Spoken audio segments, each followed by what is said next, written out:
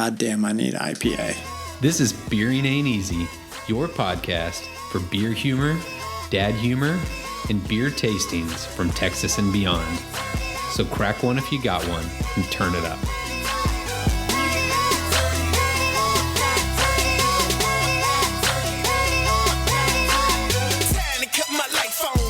Welcome to Beering Ain't Easy, Season 2, Episode 35, with Ryan and Drew. All right, y'all, we have got a special episode tonight. We have been talking about doing this episode for at least a year, and we got the privilege of going to the downtown Houston Flying Saucer and talk to the man himself, Asa Hanrahan, and it was quite a fantastic interview. We're kind of doing a recap here after the episode. What did you think, Ryan? Oh yeah, I was flying high on the way home. I think it went really well. He's a super interesting guy. A highlight of my experience doing the podcast. So before we get into the actual interview footage, we wanted to lay the groundwork of why we wanted to do this episode. So I recently just got my Flying Saucer plate, my first one, and after a marathon journey of 18 years, which we'll talk about a little bit in the interview. But this has been one of those locations that feels like kind of the cornerstone of Houston craft beer. I remember it before the craft beer boom. I still see it there after. It feels like a fixture of Houston. How do you feel about the Saucer, Ryan? I totally agree. When I think of like the preeminent beer bars in Houston, it's like Flying Saucer number one. Like Petrol Station was where I learned to love craft beer. That's no longer around. Hey Merchant was another one of those ones that's no longer around either. So it's one of those ones, and it's like the only one that's lasted this whole time. So last one standing. If someone came out of nowhere and was like, hey, what's a place to go to get beer in Houston? I would say Flying Saucer just immediately. So you talked about how long ago you started your plate journey. Do you remember what your first beers that you checked in were? I didn't remember it off the top of my head, but what's great about the Flying Saucer is you can go and you can actually look up your entire beer history. And I feel like I was going back in time here because, it was 18 years ago. But I got to see not only my first beers, but also like the styles of beer I was drinking in different decades. New Belgium Sunshine Wheat was my first beer at the Saucer. I don't even remember that one. Yeah, I don't think it exists anymore, but I remember it being really good. How about you? What was your first beer? So I was pretty far into the craft beer game, and I'd become just a straight up like IPA guy. It was like IPA or nothing. So the very first one I ever checked in was Green Flash West Coast IPA. That's a pretty good one. Yeah, I don't hate it. I used to love Green Flash. So enough about us. I think we need to get over to the interview with Asa because it was really the highlight of this episode. But I will throw a disclaimer out there. We asked him a question about the most famous person that he saw in the Flying Saucer. And I'm not going to spoil it, what he said. But later on, we found out that Jeff Goldblum also has been to the Houston Flying Saucer. But he stood by his answer. So just wait for it, y'all. I'm excited for y'all to hear it. All right. So without further ado, here's our interview with Asa Hanrahan.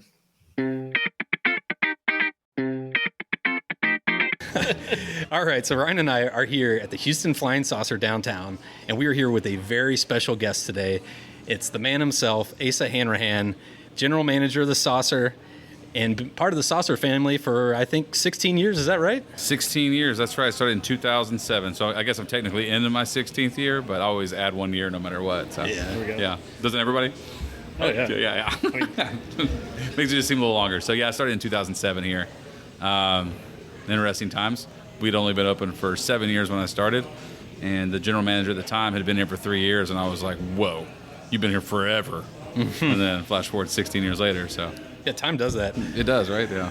So yeah, we're super excited that you came on today. The reason we're doing this episode, when we think about the Houston beer scene and we think about who's been here from the very beginning to the end, and we think of those establishments, there's not a lot of them that have been here from when it was really kicking off to now.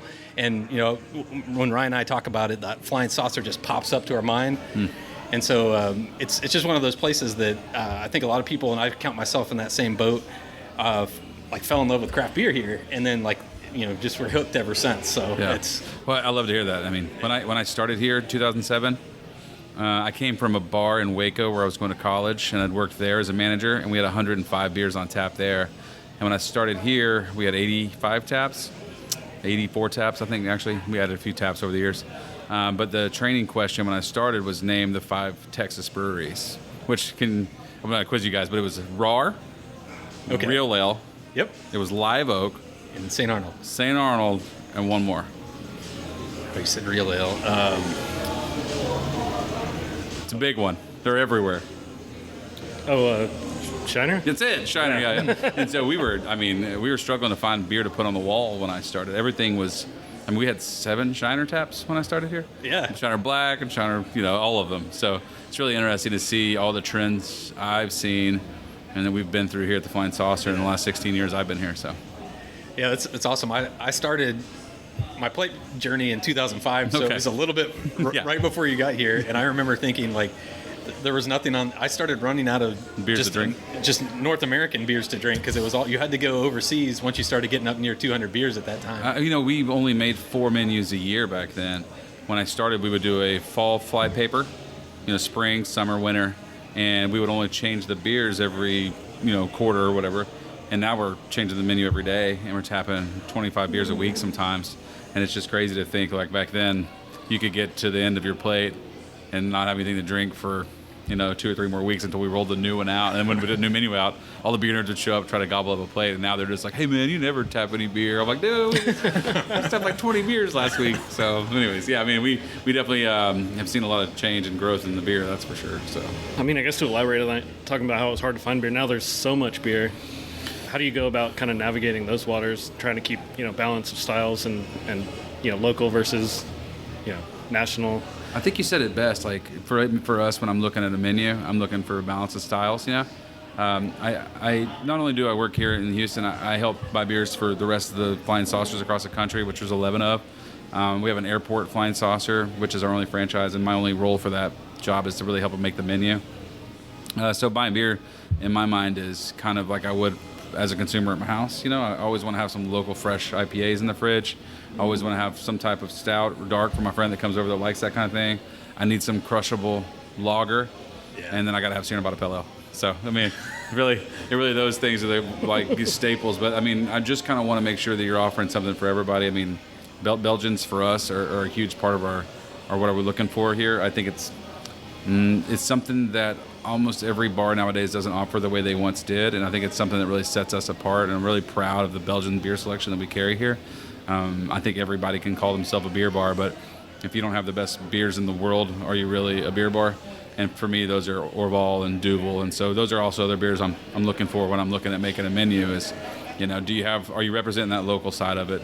The Flying Saucer historically has really been a giant proponent for local beer, and I know that the word chain can come off kind of sleazy sounding sometimes, but for us it means a lot to be in every market that we're at and promote local beer the way we have in the last 27 years we've been open as a company.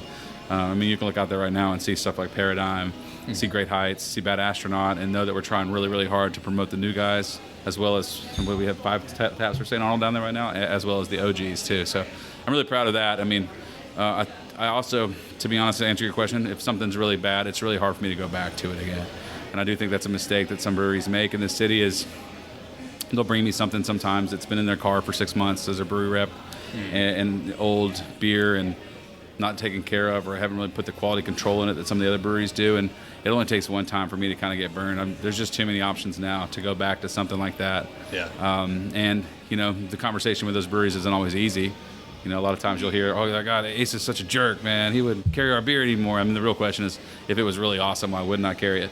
And why wouldn't we carry it here? And the other side of it is I listen to my staff a ton. We have a lot of really great people here that drink really good beer, and they're out in the market all the time, and they'll come back to me and like, hey, man, I had Bad Astronaut the other day. It's awesome. We've got to do that, Or I went out to visit my friend up north and had Paradigm. It was great, I'm like, okay, let's go, So there's things that I'm learning from my staff every day. Their ears to the ground really well too. And again, though, sometimes they'll bring me stuff. I'm like, guys, that was not okay. So that's really answers your question, I hope, right? No, for sure. Cool. Yeah. And speaking of your staff, that's one thing I've always associated with the Saucer is it seems like in such like a high turnover industry, it seems like your staff is really, really consistent. Yeah.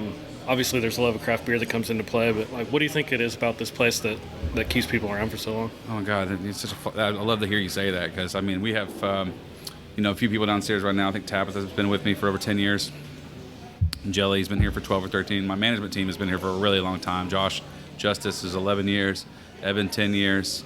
Brianna Luna, who's down there now, has been with us 6 years. She started when she was a senior in high school, and now she's a manager here. So wow. I'm really proud to keep the staff, and I honestly think if you want to build sales and build business, keeping your staff is like the number one way to do it. And then nowadays it's definitely harder than it was when I first started to keep staff. It seems like every retail space that a landlord opens up is a bar or a restaurant, and that's just taken away from your piece of pie that you need. But I have these rules, and my rules are you got to have a lot of fun at work. You got to make sure your staff's making money, and you got to make sure they get the schedule they want. And if you can offer those three things to anybody, why would they leave? And so the making sure you have fun part is the really hardest part of that, because some days the restaurant business can kind of be a beatdown. Yeah. But coming in with a smile on your face, putting your clown makeup on, doing the dance for everybody, it really is important, I think, and giving them goals and giving them things to achieve. In the bar business too. Sorry to ramble on here, but sometimes you have these people that come to you, and they're kind of wayward souls, and they don't know where they want to go in their life. And I know that I'm that person too. And I didn't know I needed the structure of a really well-organized restaurant the way I did. And I showed up, and we had checklists, and we had pre-shift meetings, and we had a real goal as a team to make sales that we wanted and push local breweries and push breweries that we liked.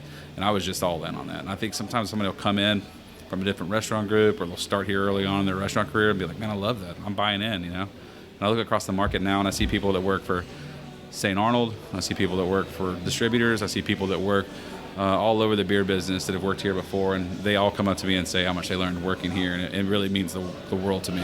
So one of my favorite things about the job is giving somebody a career. And I think we've been able to do that for a long time here. So it's awesome. Oh yeah. I got to cut in because you mentioned Duvel there, but y'all are one of the only ones that have that on tap in the U.S., right? Yeah, there's a few other spots. A place in Nashville has it. A place in New York, I believe. But we definitely sell the most Duvel draft of anybody in the whole country. And, our numbers just now, we had a great Duvel promotion for a sweet bicycle. Yeah, I saw that. To be honest with you, it's an easy sell for us. The beer quality is so good. Yeah. And, I think if you're going to go to a really nice steakhouse and you're going to order a bottle of wine, you're probably going to get a Napa Cab, or you're going to get a bottle of French rosé, and if you're going to order a beer, why don't you order the best beer there is, and that's Duvel, in my opinion. It's up there anyway. So it's super high quality, and we sell a ton of it. And that draft system that they have made, I think it came out 2 or 3 years ago. Every single keg has its own draft line, which is like something I've never seen. It really restricts the pressure so that you get that perfect Duvel head pour that you're looking for. Obviously, when you see one Duvel go out to your table, it's like the fajitas at Papacitos. Everybody wants that after that. It's such a rad table service thing. And, we're a beer bar. We're not a brewery. So, we're not really raised in the minks. We're selling the fur coats, Yeah. And so service is really all we have to do that. We don't have the nuts and bolts of like how we made it. But for us, serving the beer the way it's supposed to be served, is everything. And Duvel's one of those beers that we really get to showcase our talent as a beer bar and say, hey, we're a beer bar. There may not be as many bars as there once were, but we're the ones that are doing it right. And I think Duvel picked us specifically because they knew that our team was one of the few on-premise places that could actually handle that kind of service. So it means the world to me. It's also, I think you get a Duvel, it's going to be one of those moments in your life where you're like, man, that's so fantastic. And nobody I've ever given one to didn't love it. That foam hits your nose, and you get that Rudolph foam on your nose. It's a pretty rad moment. So. Yeah, that was my 200th beer for my plate, so I chose wisely. What a great 200th beer. My wife used to call that beer the Champagne of beer, so no Miller High Life. This is the Champagne of beer. Absolutely. Again, one of the beers that's always in my fridge. I love cracking open a Duvel and pouring it for friends in my house. Yeah. And, whenever my neighbors come over or somebody I haven't seen in a long time, and we bust that up, and they're always like, there. So when pat myself back. I'm pretty good at pouring a Duvel. The whole technique is there. Yeah. I love watching videos about it, so I'm a big fan of everything that Duvel does, the story of it. And, they've been a really great brewery partner for us. Their portfolio is really, really good. They got lots of good brands in there, and with Boulevard, Firestone Walker, Duvel, and they have this new beer, Duvel 666, which you guys You can get the grocery chains and stuff like that. That beer is incredible. Doesn't knock you out the way that Duvel does, so it's got a little lighter feel to it, but it's really incredible. So Nice. big fan of Duvel. So Yeah. Great. Which, speaking of 200s beer, Drew, you just got your plate. nice. Yeah. Way to go, Drew. Yay. Cheers. Do you want to talk a little bit about your plate adventure? Well, it took me 18 years to get there. Love it. So, like I said, I started in 2005. I probably got 150 out of the 200 beers before I had kids. Okay, And then that happens. moved to California. No saucers out in the California. Okay. So missed a big chunk of that time, and then we came back. And so, and then came back with a bunch of kids. You know, Yeah. I got 3 girls now, and we're out in the suburbs. And so haven't made it up as much as I wanted to. And so we've had this earmarked on the list for about a year for the podcast to get the plate, and I finally got around to it. But question I have for you is, it took me 18 years to get my plate. Yeah. Have you ever come across anyone that it's taken longer than me? you know, there's some that have taken quite a while.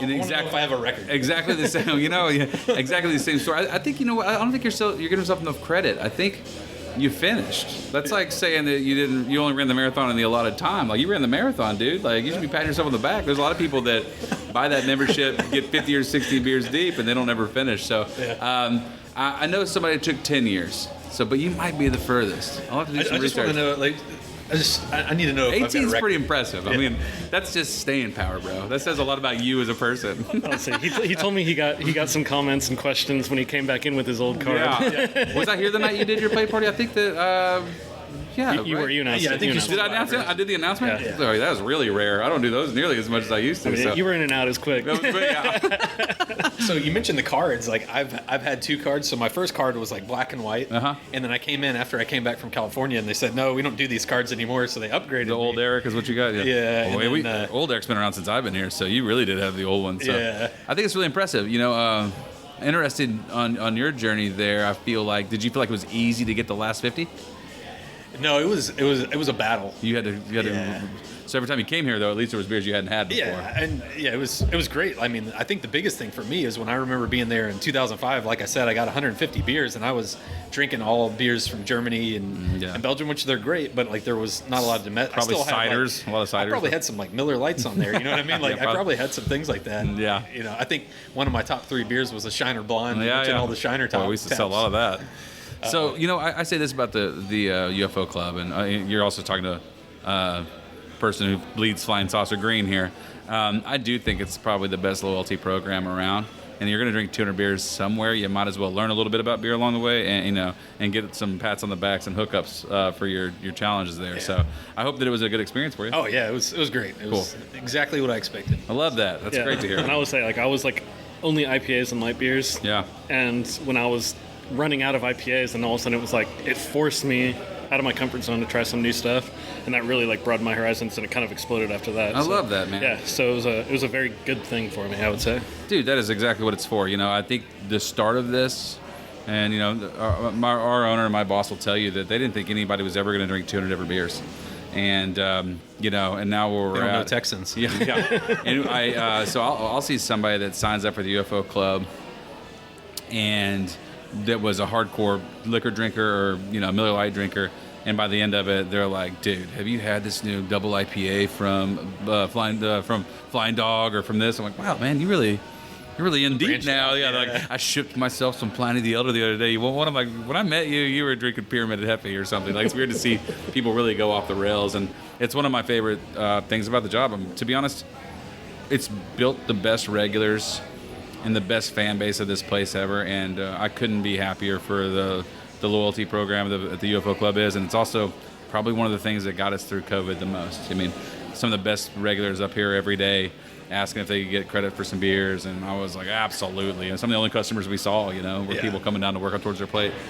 Which some of the regulars, I guess we can talk about the regulars for a minute. Sure, let's go. The leading plate getter, Frank the Tank, has 95 plates. He does in San Antonio, Texas. Frank has a lot of plates. Have you I think met it might be Frank? further than that now. He had me 99. Don't quote me on that, but Yikes. he's moving right along. So, you know, I think he worked really close to the Flying Saucer when we first opened there. And those first 20 years or so, he was getting off right when we opened up every day, and it was just part of him getting off work, having 3 beers, and going home. Now he's retired and has nothing else to do but hang out there. But Frank is a gentle soul. Every time I see him, he's super nice and cordial. And to be honest with you, I couldn't be happier that he's our number one plate holder. I mean, he's been really, really great. I mean, the one here locally at our store, Michael Aguirre, he's one of my favorite people as well. And he's got, I think he just hit his 40th. And then Sugarland, we have a guy named Wen out there who is just killing it. I mean, he's got more plates than our first plate holder here, even though that store opened up 10 years or so after. Wow. So, there's people that really take pride in that, and they wear it like a badge of honor. Thank you for putting my kids through college, people. Appreciate y'all. Awesome. And you mentioned like the different styles from, going from when you started to now, what people's choices and what they want. They had the whole IPA craze there, and then we had the hazy IPA craze. So you've seen the different shifts in what people want in a beer. Yeah. Where do you think it's going right now from what you're seeing now? Like, where do you think people are headed on? Man, that makes another fantastic question. You guys are just hitting home runs today. I love it. So I would say when I started, I kind of was nervous about getting into hops, and I first got into the IPA side of stuff. It was really hard for me to drink anything that wasn't IPA. So I was a hop head for a really long time, and then I quickly became a haze bro when the hazy beers were coming out. And I really liked hazy beers, and I thought it was really unique, some of that Vermont-style beer making that I was getting from Treehouse and stuff. So anytime a new brewery would roll out with that. But then I got crispy really quick. I think a really cool way to showcase off your talent now is to make a really strong Pilsner, and you see some of the best beer making out there right now is some of that. So I kind of run some reports for our buyers a lot in the company, and the most recent report was over the last couple months. But I think 4 of our 5 top beers were Euros again, and I hadn't seen that since I started. So we're looking at Weihenstephaner Hefe from Germany being the top. We had Duvel. We had Guinness again back in the top. I do think people are, you see price points kind of trending higher for local places too, and they're almost in line with those Euros, where Euros were so much higher for a while. I think people are really looking to get what they consider to be the best beer available, and if I'm going to drink a German Hefeweizen, I kind of want to drink one from Germany. And you're not going to hear this answer from anybody else that runs a multi-tap place, but I think here in the beer bar world, I do think we're seeing Euros and Belgians kind of make a comeback, especially in our space, So I'm kind of hopeful for it. I do love the local stuff. If I am going to a grocery store, I am picking up a 6-pack, and I'm looking at the date on every IPA. We try to date all of our IPAs on our menu here so you know how fresh they are, because that's what I would want as a customer.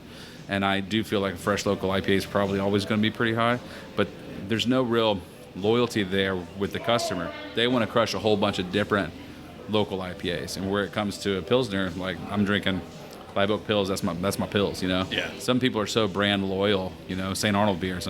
I could put Tarnation on, and I could put Lawnmower on. I could say, I just ran out of Lawnmower. They're like, I'll drink the Tarnation. Like, you don't even care what style of beer you're drinking. You just want to drink St. Arnold. Brand, yeah, and so, you see different kinds of beer nerds, but I think the trend that we're seeing now, and I'm kind of even more hopeful to keep growing, is a true, stylistic Euros and some fresh local IPAs and really good Pilsners, Nice. I love crispy Pilsners, man. It's weird to see. I'm always going to love an IPA, but they hurt a little bit more in my 40s than they did in my 20s. I can feel that. I feel it behind my eyeballs now, and I didn't feel that back in the day.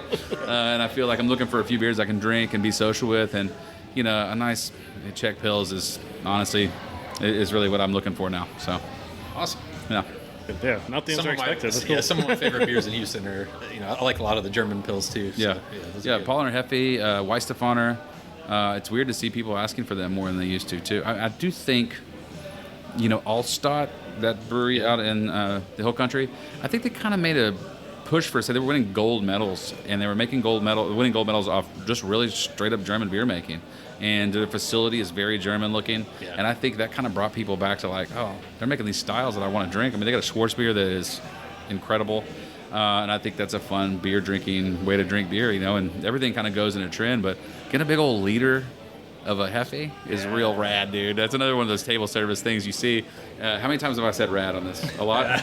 We should probably make a drinking game out of that at home, guys. But so we bring the big liter out with a Hefe pour on it. God, it's so cool, and I love that still to myself personally. So we started putting liters back on the menu here. I've really been encouraging some of the other buyers across to do it.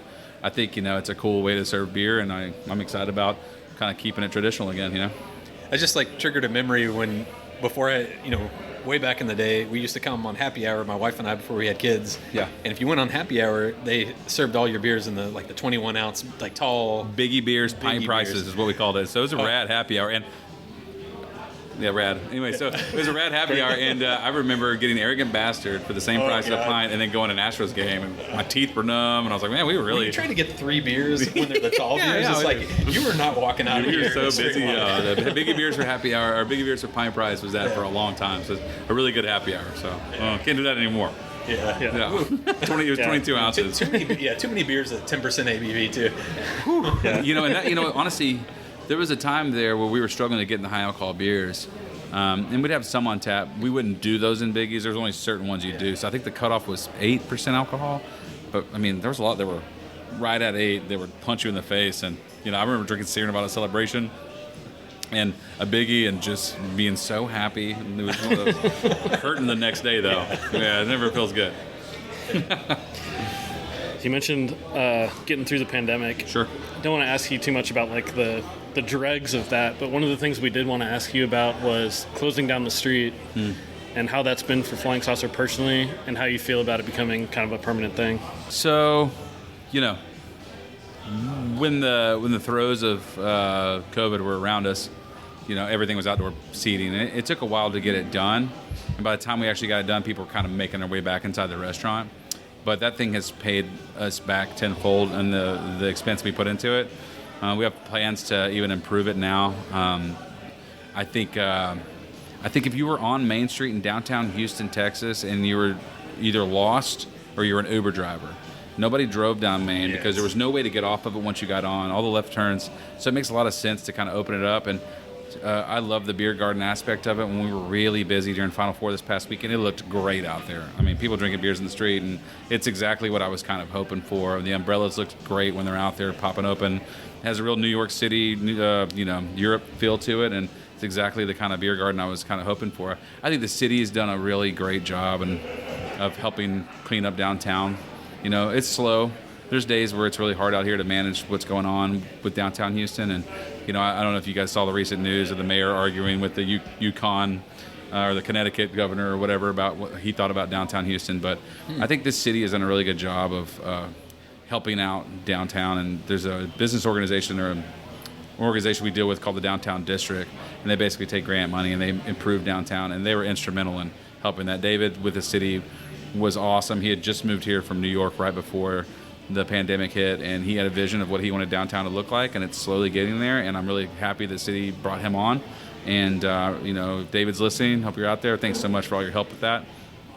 But I think it's going to be even better in the future when more and more bars and restaurants pop up back down here again, and I hope we are like we were in 2019, because I think there was about 25, 30 restaurants and bars down Main Street, and we're growing again, but we lost a lot of those over the pandemic, and I hope people want to come down here and open up again, because the Astros, and I'm a really bad Cowboys Rangers fan, but the Astros have been everything for this downtown. I mean, to have a city's team go to the World Series every other year for 7 years now is such a blessing. And the city's been really great helping us get that patio in time for opening day, which this past weekend was opening day, and the Final Four, which we were running. I saw the kegs that y'all floated. Yeah, it was very, very busy, and that patio was a lot of that reason. It was just more seating for us. It was just a good look. You're walking downtown Houston, you see everybody partying, having a good time. You're like, what's that place? And it's the best time, like best weather time of year to get out on the patio. So man, it felt great out there. It was a really good energy, and I hope everybody comes downtown and opens up a place that does what we've done and take over that Main Street, because Main Street before with cars driving on it was not my favorite thing to see. So. Agreed. Yeah. Did that answer your question? I kind of rambled for a second. That's all right. I don't even remember what the question was, but I liked the answer. Okay, good. Yeah, I do have to give a shout out to your bartenders during COVID, because it was one of those places that we were all, everyone was a little more cautious where they went, but popping in and doing the beer to go was a game changer. I've mentioned on the podcast before, but I came in and they kind of laughed at me when I brought it in, but I brought some like mason jars with the screw on top, so they filled like 3 beers on tap with the mason jars. I think I was one of those guys that did that. So I remember us having people show up with all kinds of vessels to put their beer in. We had ran out of growlers a few times, and getting growlers, everything pivoted. Everybody was selling to go, so buying growlers and stuff. was really tough. We have a sister company, our sister restaurant called Rodeo Goat. Yeah. We have one owner in our company, but we have 32 restaurants. Rodeo Goat pivoted really well to the go. Saucer struggled with to go. I mean, we were on-premise bar, and it was a neighborhood hangout. And so, like I said, beer nerds like you showing up and grabbing beer to go was super cool. And we were willing to fill up any kind of jug you brought. So yeah, I remember specifically coming in the first time, and they looked at it and were like, I don't know if I can fill this. And then they probably went to go ask you, can I fill it in the mason jar? Absolutely. Yeah. Give him whatever jug he wants. To not go too deep, but right before COVID, it was the day before St. Patrick's Day, right? Yeah. So St. Patrick's Day 2020, the day before, I think was the 19th, is when they shut all the bars down. Yeah. So we had a tremendous amount of inventory and beer, and I think the Sweet 16 was it. We had a lot of events coming up in 2020, and the day before they closed, we were packed. We were one of the busiest right by days. The rodeo, too. Yeah, and 2019 was our best, maybe our second best year we'd ever had here at the Houston Flying Saucer. And then we got through the first initial terribleness of closing down and letting staff go and then bringing them back. And then the governor shut down just bars, if you guys remember. And we had to pretend like we were restaurants. We had to go buy a restaurant license. Right. Whereas like Sugarland took one day to get their restaurant license, the Houston Flying Saucer took 7 weeks. And that 7 weeks was really difficult for us because we were sending people to Chipotle every day to eat. And we couldn't take their business. And there were so many customers that had been coming here for 20 years that didn't even know about that 51% law and didn't care about it. So we were lucky to have anybody show up with anything that we could sell them a beer for, or sell them to go, anything. I mean, just hanging out by the front door selling to go all day was pretty gut punch for a lot of us, know. Well, we don't want to take too much of your time, so I figured we'd pivot to a speed round and then get you out go. here. I'm ready. You talked about having fun on the podcast, so we got to throw some fun questions. Okay, let's go. I'm all about it. So the first one's a little bit of a long leading question, but then they're going to be rapid fire. All right, I'm ready. Actually, I happened to be here the night Ken Grossman stopped in for the Resilience fundraising beer thing. That was great. One of my favorite days I've ever worked here. Yeah, and you've talked on previous interviews about Drew Brees coming in. Or not Drew Brees, Doug Flutie. Doug Flutie did come here. Yeah, it was really great. So the first question is, who's the most famous person, or who are you most proud of that's ever walked in these doors? Ooh, man, that's a good one. Do I have to answer it fast because it's speed round? Okay, let me think. He can cut out dead time. Well, Ken Grossman was a big deal for us. That was a really great charity thing we did. I think we raised $35,000 or something like that, and I never got to hand out a big check before. So handing out a big check was really fun. Yeah, that was a really good moment too. Especially, I love Sierra Nevada. I already mentioned that. Somebody that kind of made me giddy was Christina Hendricks from Mad Men. And I remember her coming in with her boyfriend, who was, or husband maybe, he was the guy on Super Troopers that says, the schnozberries taste like schnozberries. And they were married. I guess she was doing a play or something. And I was really starstruck with that one. Adrian Peterson came here. What's the pitcher? Dallas Keuchel? Dallas Keuchel, the very first night he ever pitched for the Astros, came in here right afterwards. He sat by the darts. And, it was his very first night pitching. Him and his boys came to celebrate. And he was on the big screen pitching. He could see himself in the replays. And I said, is that pretty cool? And he's like, I don't know if that's ever going to get old. And I remember it was kind of a cool moment. So a lot of sports guys have been here, a lot of Astros, too, over the years. So, but I think, weirdly going to say Christina Hendricks from Mad Men. Hey, I love it. All right, here we go. What's your favorite non-Houston flying saucer? Whew. Make them play San favorites. Antonio is pretty fun. The customer base in San Antonio is really great. I love Sugarland. Going to Memphis and seeing Beale Street where all the blues was born. It's pretty cool because it's right off there. But I think I'm going to say the Lake Flying Saucer, because when you walk into the Lake Flying Saucer in Dallas, it's out in Rowlett, and you open that door and you walk in and you can see the sparkly lake and the patio opens up to it. It's probably our most beautiful flying saucer. And I don't know, that's a tough one because Fort Worth, the live music in Fort Worth is great. I worked at a beer festival in Fort Worth last year. We had a guy play named Paul Vall, and he was one of the most incredible guitar players I'd seen, and the downtown vibe in Fort Worth is pretty good. I think... Not to be confused with Paul Wall. Not to be confused with Paul Wall, which I thought we were going to see a Paul Wall cover band or something, but this guy was like Stevie Ray Vaughan. Yeah. I think I'm going to go... Ooh, man, that was a hard one. You're going to get me in trouble, too. I can't say Houston.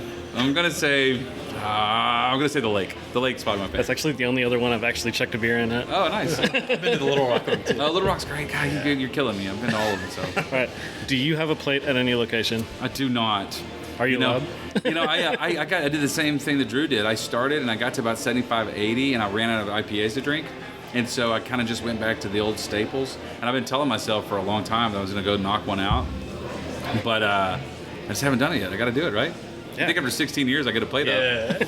Well, you still have 1.5 years to beat me. I have this weird thing that I do too when I get off work here, where if I go get a Sierra Nevada Pale Ale, which is typically the first beer I'll get when I get off work, then I'm surrounded by beer nerds telling me about what we should do to the menu and beers I should pick up in the brewery, and I'm like, check please, let me good to see you guys, I gotta scoot out of here. And I love it when I'm on shift because I'm like, oh, they need me over there, I gotta talk really fast. But to get caught at the bar and that, sometimes it's thinking about trying to get my plate done doesn't really cross my mind as much as just like hanging out with the beer nerds does. So maybe I'll get back into it. You know what? You guys have inspired me. I'm gonna knock out a plate.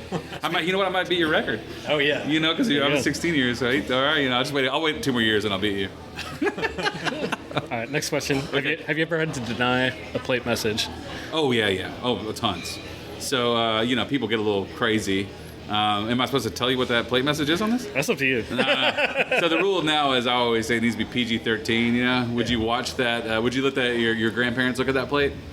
You know, Okay. That's fair. That's kind of a thing. So I mean, I don't mind the occasional cuss word, but what are we doing here? You know, and also don't want anything too derogatory. You know, there's been some managers over the years that have done some where I can't believe they let that plate get up, and we've had to immediately fix it. But one of the plates I denied is I never hear the end of it. Is a guy who I've worked with for a long time. He runs Flood Distribution, who's one of our best distributing partners, and he wanted to cover his plate in fur, and we were like, you can't have a fur plate. It won't really go with the aesthetic. And man, he still complains to me about it every time I see it. Kyle, hope you're listening to this, but yeah, he was really mad about his fur plate. We took it down after we put it up, and it just didn't look right. It kind of looked like a dead animal stuck to our wall, so we had to bounce on that one. So.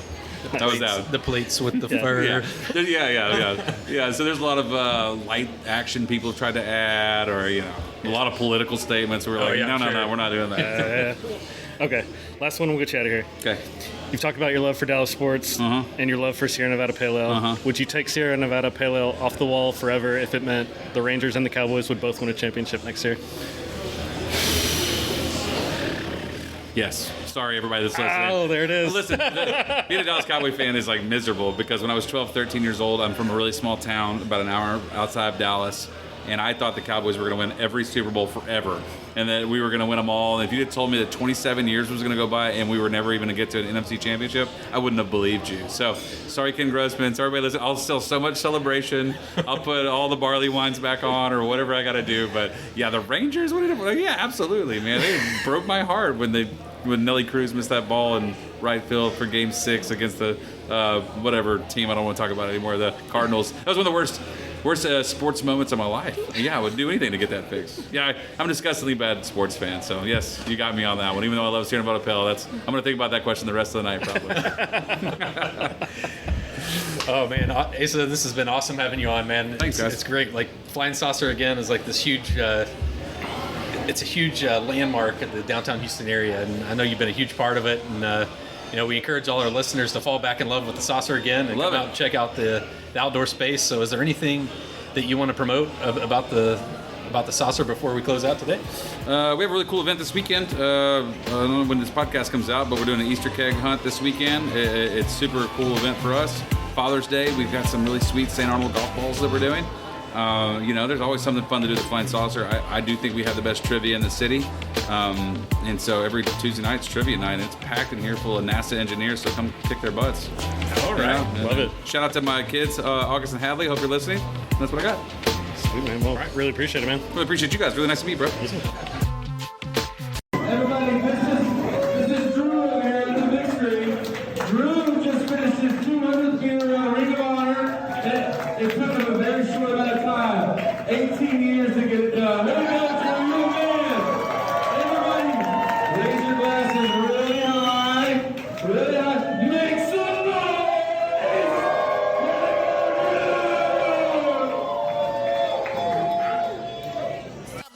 This has been a Beering Ain't Easy production out of Houston, Texas. Follow us on Instagram or Facebook or at our website at crossthestreamsmedia.com, where you can find our podcast and all the other great sister podcasts on our network. Cross the stream.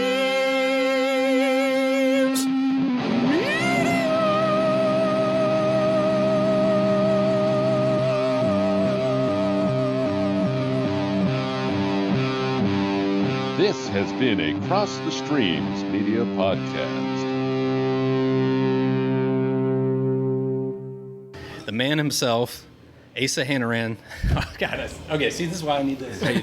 I really think you should keep it. If nobody gets it right ever, it's Asa Hanrahan. So it's just like foot, Hanrahan. So people remember it. So it's tough. Cutting that. We're going to start over. Okay.